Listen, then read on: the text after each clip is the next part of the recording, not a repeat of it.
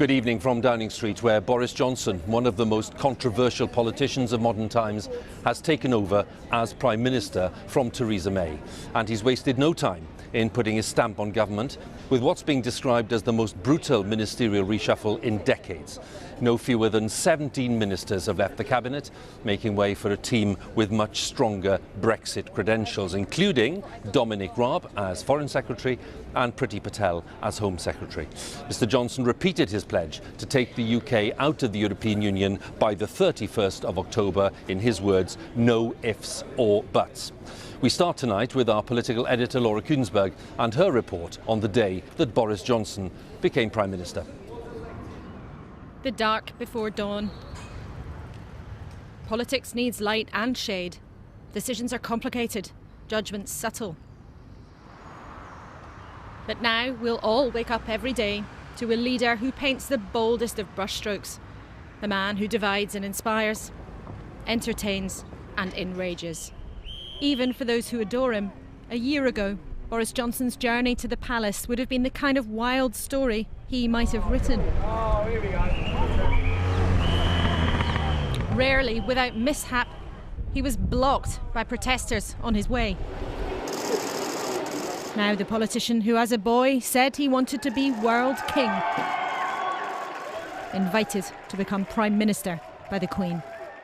The moment where everything officially changed, bowing to the monarch. There are some rules he will follow. Everyone knows the many characters he has played: campaigner, clown or statesman. Now he has at last found his biggest role. Which one would the crowd see today? I have just been to see Her Majesty the Queen, who has invited me to form a government, and I have accepted. There are pessimists at home and abroad who think, after 3 years of indecision, that this country has become a prisoner to the old arguments of 2016. Those critics are wrong. The doubters, the doomsters, the gloomsters, they are going to get it wrong again. And we're going to fulfill the repeated promises of Parliament to the people and come out of the EU on October the 31st. No ifs or buts. With his partner watching on, part of the team, a promise he's on everyone's side. My job is to serve you, the people, because if there is one point we politicians need to remember, it is that the people are our bosses. I will take personal responsibility for the change I want to see. Never mind the backstop, the buck stops here. And I will tell you something else about my job. It is to be Prime Minister of the whole United Kingdom. Big promises on health, police, education. But the big judgment, he would be ready to take us out of the EU without a deal. And it is, of course, vital, at the same time, that we prepare for the remote possibility that Brussels refuses any further to negotiate. And we are forced to come out with no deal. Not because we want that outcome, of course not, but because it is only common sense to prepare at this extraordinary moment in our history. And after 3 years of unfounded self-doubt, it is time to change the record. No one in the last few centuries has succeeded in betting against the pluck and nerve and ambition of this country. They will not succeed today. We, in this government, will work flat out to give this country the leadership it deserves. And that work begins now. Thank you very much. This is the start of a new era and the start of a very different era, with Boris Johnson and the Brexiteers in charge. But perhaps they're not so much taking back control, but taking over a precarious and fragile situation. Controversy will never be far. Believe in Boris! Believe in Brexit! For any new administration, there's glory on day one. But there were howls of protest from Whitehall throughout the speech. This is a time of strife. Mr Johnson is in charge because of the failures of his party and his predecessor. For her, time today for one last bout in the Commons. Thank you. Farewells and tributes aplenty for Theresa May. But it's politics, always barbs too. I hope, Mr. Speaker, that she has a marginally more relaxing time on the back benches and perhaps, like the Chancellor, even helping me to oppose the reckless plans of her successor. She couldn't resist it either. As a party leader who has accepted when her time was up, perhaps the time is now for him to do the same. She was willing, though, to laugh perhaps at herself a little, saving her grand finale to thank her constituents. That duty to serve my constituents will remain my greatest motivation. Applause then, after years of defeat and disappointment. Thank you. Thank you very much. A former Prime Minister now, slipping from the front bench. A small crowd gathered just to say goodbye, rather than to know what's next. One more last moment at the podium, where in calling a needless general election, she maybe sealed her fate. I repeat my warm congratulations to Boris on winning the Conservative leadership election. I wish him and the government he will lead every good fortune. The real affection was for her truest ally.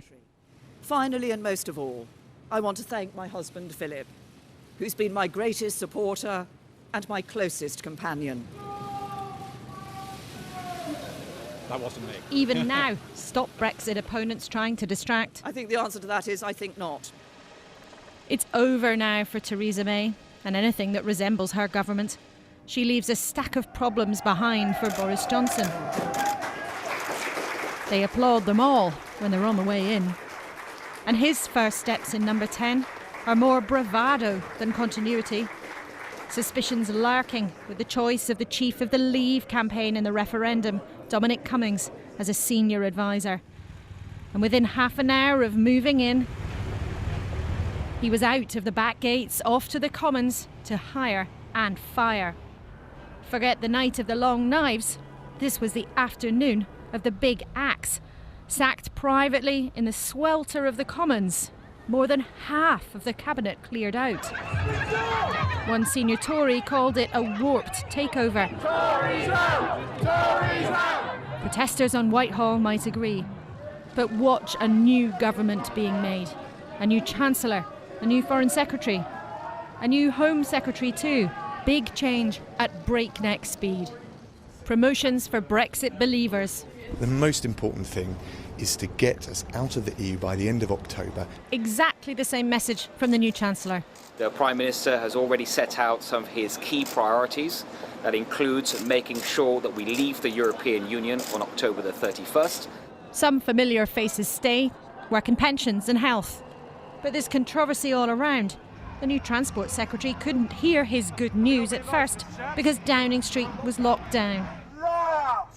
Just in case Boris Johnson was under any illusion, his government surrounded by a demonstration before it's gone to bed. You can hear protests outside the gates. You can listen to rivals around the table. But in the end, every leader is ultimately on their own. Laura Kunzberg, BBC News, Westminster.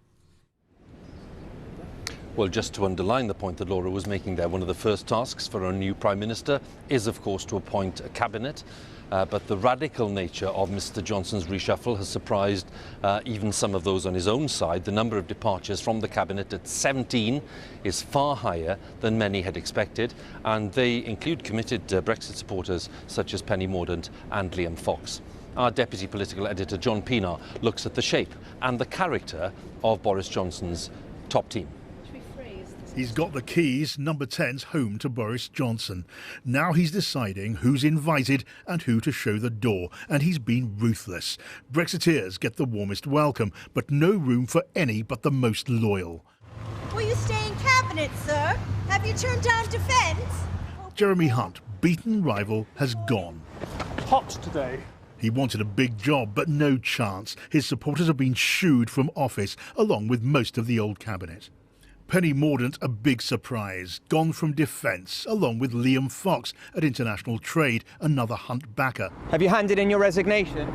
No surprise, the Chancellor, Philip Hammond, resigned. He's pledged to fight any no-deal Brexit.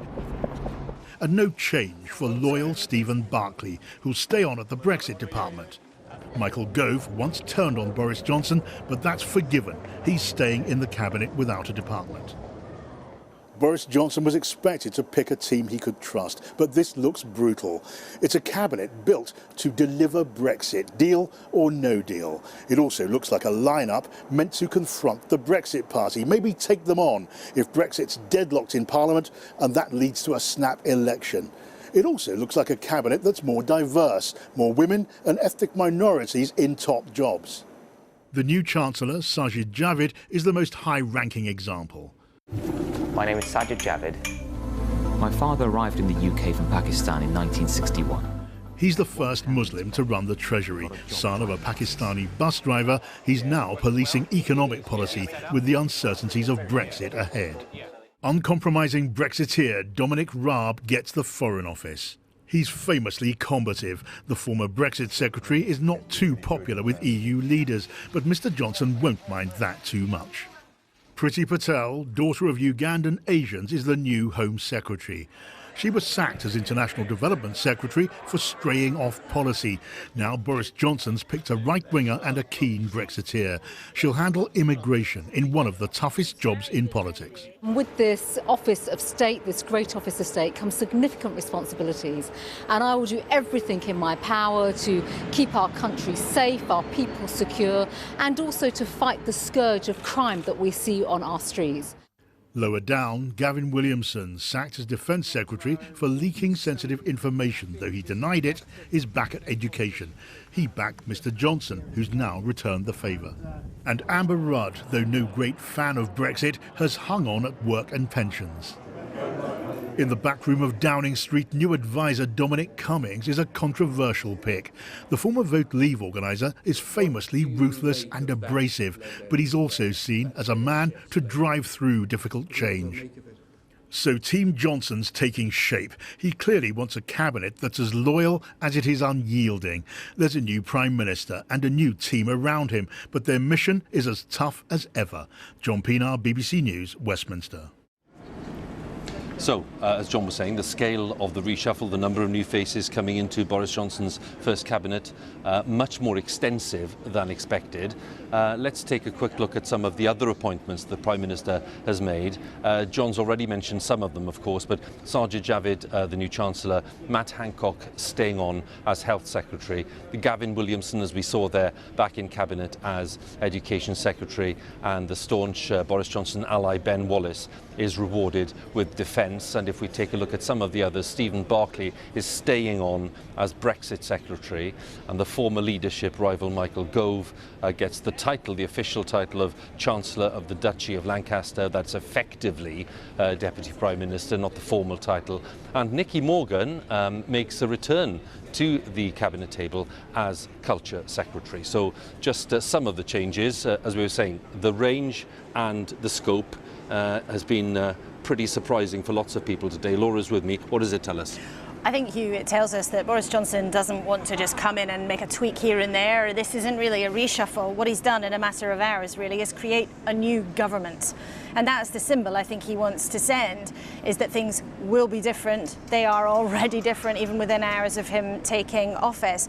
And I think also there's a commitment from Boris Johnson's team. One of them said to me a few days ago, they want to arrive and then show shock and awe, show that they are getting on with it. He will make decisions. He will be prepared to ruffle feathers.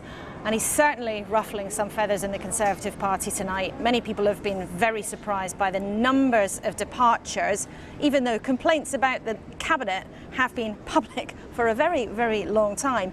One senior Tory said to me, it's a bit like the Rocky Horror Show. Another person said it's not a reshuffle, it's a warped takeover.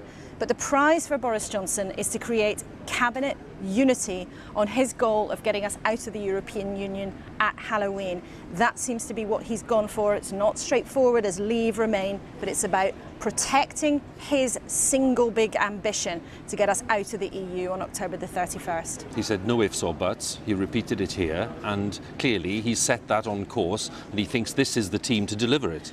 No question about that. I mean, that whole cabinet has been designed around that one goal. And people, even former ardent Remainers like Amber Rudd or Nicky Morgan, absolutely round that table are committed to that goal. They say they are all willing to contemplate leaving without a formal arrangement with the EU in place, which of course is an anathema to lots of people who quit the government today. But did we ever really think that Boris Johnson was going to try to do all of this conventionally? Did we really think that? Not for 1 second. And whether you love it or loathe it, tonight at least, he's stamping his authority all over this new setup.